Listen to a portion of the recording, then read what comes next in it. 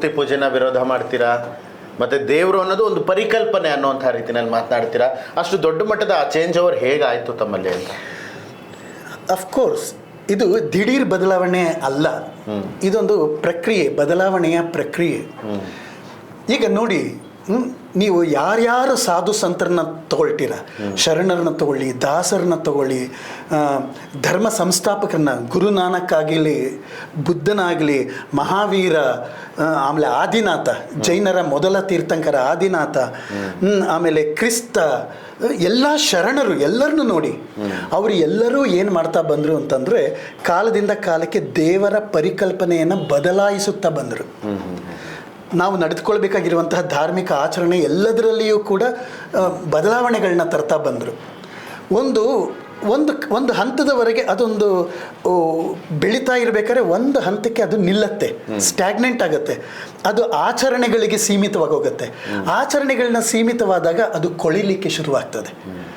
ಆಗ ಒಂದು ಅದಕ್ಕೆ ಫ್ರೆಶ್ನೆಸ್ ಬೇಕು, ಹೊಸದೇನು ಬೇಕಾಗತ್ತೆ. ಆಗ ಈ ಥರದ್ದೆಲ್ಲ ಜನಗಳು ಅಂದರೆ ಸುಧಾರಕರು, ಭಕ್ತಿ ಪಂಥದವರು, ಇವರೆಲ್ಲರನ್ನೂ ಈ ಥರ ಮಾಡ್ತಾ ಬಂದರು. ಈ ರೀತಿಯಾಗಿ ನನಗೂ ಆಗಿದ್ದು. ಭಕ್ತಿ ಪಂಥದವರು ಯಾರೂ ಕೂಡ ವಿಗ್ರಹಾರಾಧಕರೇನಲ್ಲ, ಅವರು ಅಮೂರ್ತವಾಗಿರೋದು, ಯಾರು ಜಾತಿವಾದಿಗಳಲ್ಲ. ಯಾವ ಶರಣರು, ಯಾವ ದಾಸರು, ಮತ್ತು ಯಾವ ಭಕ್ತಿ ಚಳುವಳಿಯ ಜ್ಞಾನೇಶ್ವರ, ನಾಮದೇವ, ಚೌಕಾಮೇಳ, ಯಾರನ್ನು ಕೂಡ ಜಾತಿವಾದಿಗಳಲ್ಲ. ಅವರು ಎಲ್ಲವನ್ನು ವಿಶಾಲವಾಗಿ ನೋಡೋಂಥವ್ರು. ಶಿರಡಿ ಸಾಯಿಬಾಬಾ, ಹೀಗೆ ಎಲ್ಲರನ್ನೂ ನೋಡ್ಕೊಂಡೋಗಿ ಎಲ್ಲಿಯೂ ಕೂಡ ಅವರು ಜಾತಿಗಳಿಗೆ ಸೀಮಿತವಾದವರಲ್ಲ, ಧರ್ಮಗಳಿಗೆ ಸೀಮಿತವಾದವರಲ್ಲ. ಅವರು ದೇವರು ಅನ್ನುವ ಪರಿಕಲ್ಪನೆಯನ್ನು ಬೃಹತ್ತಾಗಿ ಕಂಡವರು.